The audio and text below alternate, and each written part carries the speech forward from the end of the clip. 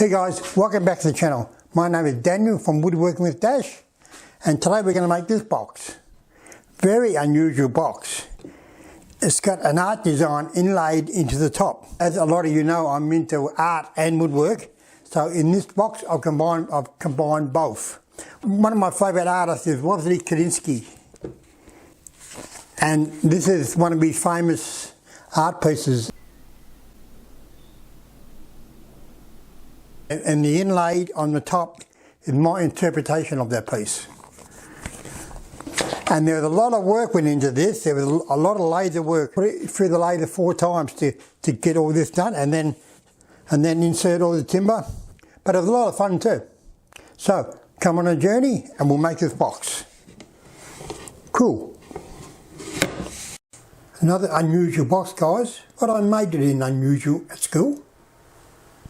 Okay guys, the Kandinsky box. This box is all about the lid, as you see. It's all about the lid. And we're going to make the lid out of a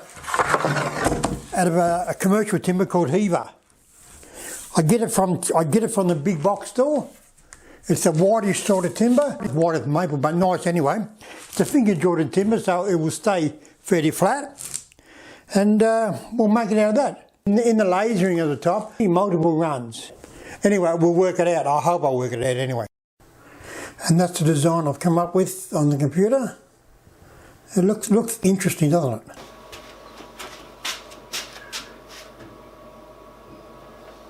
it? We're ready. Here's the laser doing the thing. It cuts pretty deep, mate. It cuts really deep.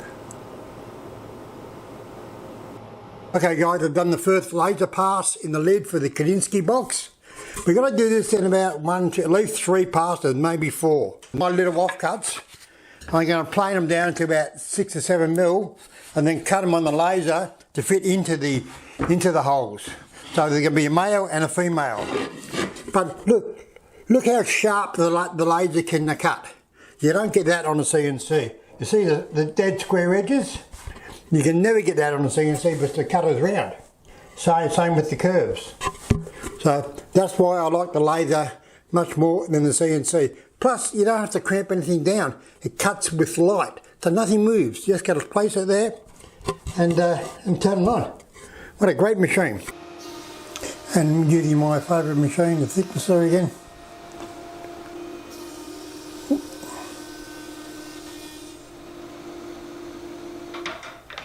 And all my little offcuts all planed to 7 mil now. And in the laser, just cutting them out now to fit in the holes. Here I am, just gluing them in. I didn't need to. I thought I might sand the black off, but it didn't need it. I didn't think, but it's like ribbed.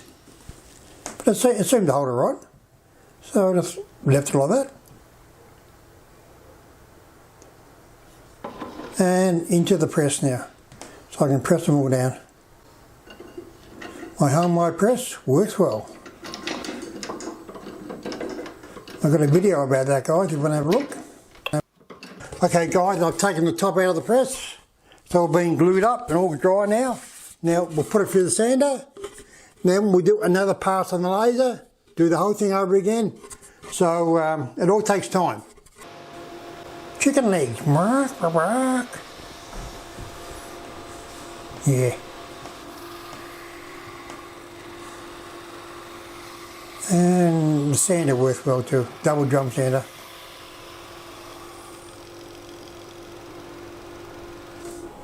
And back in the laser doing the thing. You got to watch the laser, but it goes slow when it's rastering, and it can catch fire. Which it did, one spot did catch fire. Okay guys, I've got the lid in the press for the second time, and we're pressing the bits and pieces into the lid. Look at them guys, the laser cuts so well, doesn't it? Cut out this shape, not one blemish, just perfect. I love it. Okay. We're gonna make it sort of a plain sort of angle box. I think I'll make it just a rectangular box out of this Fijian kauri I've got, and I'll just shape the sides on a bit of an angle and that'll be it. So I want the box fairly plain, but I want it to be all about the lid. And here I am just buzzing the timber down, checking for the bow in it.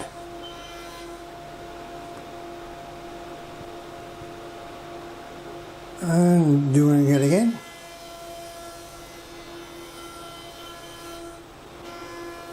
And now doing the edge, of course, to make it square.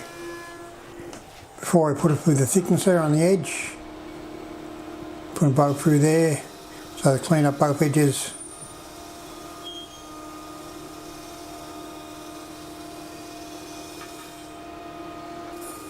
And putting it through on the flat now. So they're both the same. And cutting the miters on the drop saw. And here I am doing one of my favourite jobs, gluing it up with the masking tape method. There's a lot of area there, so it will stay very well glued. And just folding it up like I normally do, up and over. There you go. And a bit of tape.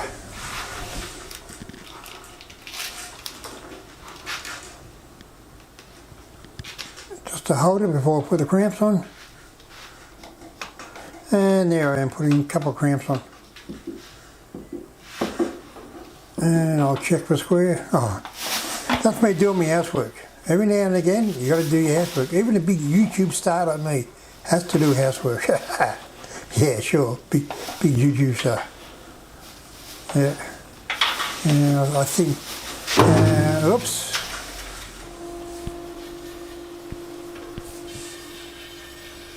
And cutting down the jarrah now for the trays.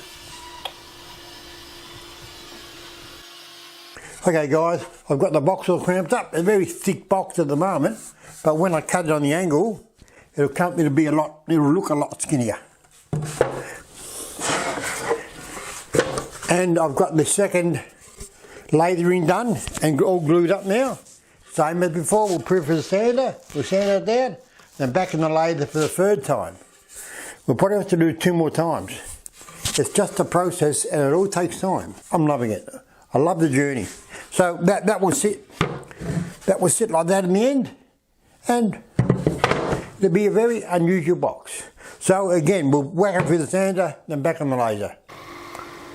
Yeah, through the sander again. Sand it all down.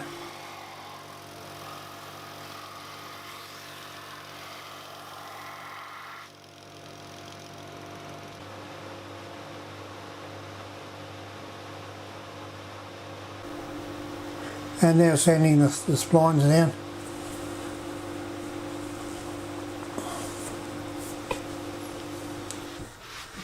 And pinning the tray together with my 23 gauge pin gun, which I really love.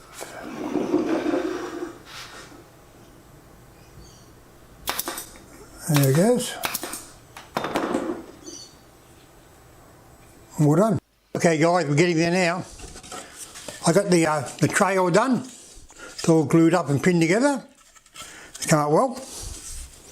And I've got the splines into the box. See how chunky the box is? But when I cut it on an angle, it won't look chunky at all. So that's where we are now. I've got the top in the press. So we just got to wait for things to dry now. Okay guys, I've set the fence of the buzzer to 12 degrees. So I'm going to buzz these down instead of cutting them on the saw this time. Just for something different. So probably be about 5 passes on each edge. I'll do a couple of passes and keep rotating it. As long as it's hard up against the fence each time, it should work out, I hope. 5 passes, it took about 25 passes on each edge. But it all worked out well. You have to be very careful at the end of the miter, but it kind of blew it out a little bit sometimes. So you've got to be very slow after a while. But it's just a matter of getting used to doing it. So I'm very slow there at the end. Okay guys, the lid of the Kedinsky box is finished. Work went into that lid, but it's all done now. And when I polish it up, it's going to look great. The rest of the box is finished too. The insert finished, as is the box itself. So all we have to do is to give it a final sand and spray it up. Then I can put it all together. The Kolinsky box. Great looking box, an unusual looking box, guys, isn't it? Very unusual. I like it a lot. I really do, I like it a lot. Okay guys, we'll sand it up and we'll spray it up now. Okay, here I'm just spraying the tray, the jarrah. The red comes out well, don't it? Especially when I put a white bottom in it later. And here's the lid being sprayed up. Very nice, and very nice. A lot of work went into that. Okay guys, the Kolinsky box. We're all finished. Look at that, look at that. My interpretation of a Wassily Kolinsky painting. I like it a lot. With its jarrah and white interior. And the fantastic wood lid and its angled side box. It just, you know the word I'm going to say? It just pops. Well, look at that guys. Next week we might do the Mona Lisa. What do you reckon? Hey guys, thanks for watching and please subscribe and ring the bell. And we'll see you again in the next video where I will be making another box that pops. Yay!